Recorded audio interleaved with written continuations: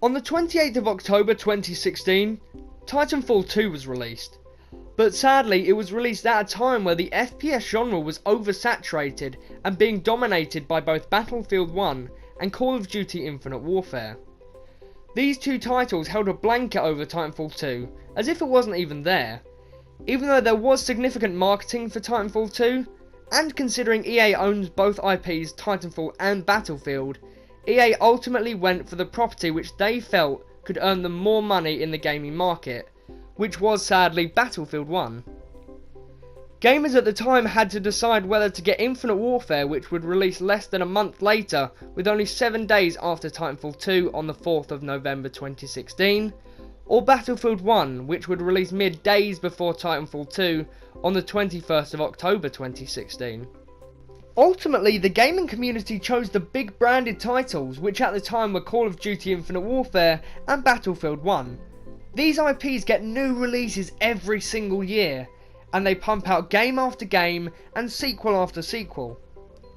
During and after this period of time, Titanfall 2 sadly faded into obscurity, and hasn't recovered since, and is right now in the shadow of the potential it once had.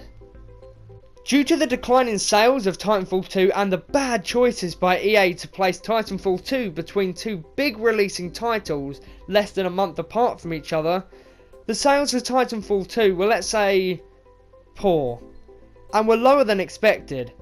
And yet Titanfall 2 still met EA's requirements, and DLC was still given out to the player base, and the DLC was free.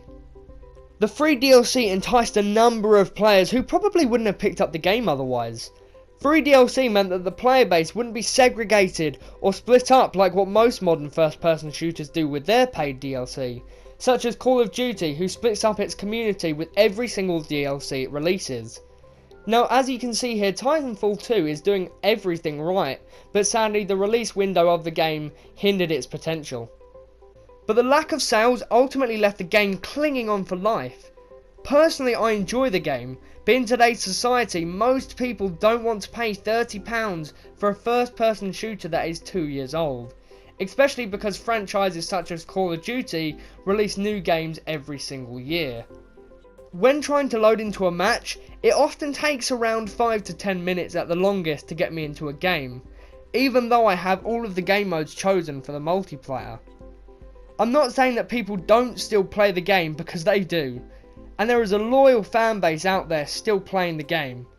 But what I'm getting at is that I can definitely see an increase in loading time when trying to get into a game compared to launch, most likely due to the dwindling player base.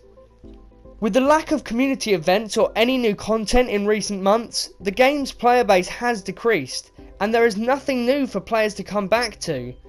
It's just the same old Titanfall 2.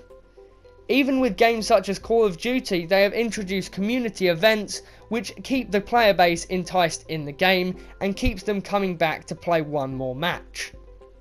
Titanfall 2 is practically in the decline. It doesn't have any new DLC going for it, and it doesn't even have the developers at Respawn Entertainment engaging with the community and asking them what they want in the game. Now, I'm not saying that EA or Respawn Entertainment should include this in Titanfall 2 at all, but if Titanfall 2 did have some sort of loot box system or loot crate system, then perhaps the funds from that could have gone to new DLC and content for the game.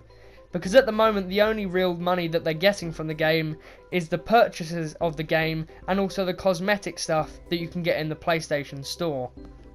It's really upsetting that we need something so frowned upon and unwanted by the gaming community just to keep Titanfall 2 and many other games alive and to improve their longevity. Sadly, I don't think that there will be anything else we could do to save this game.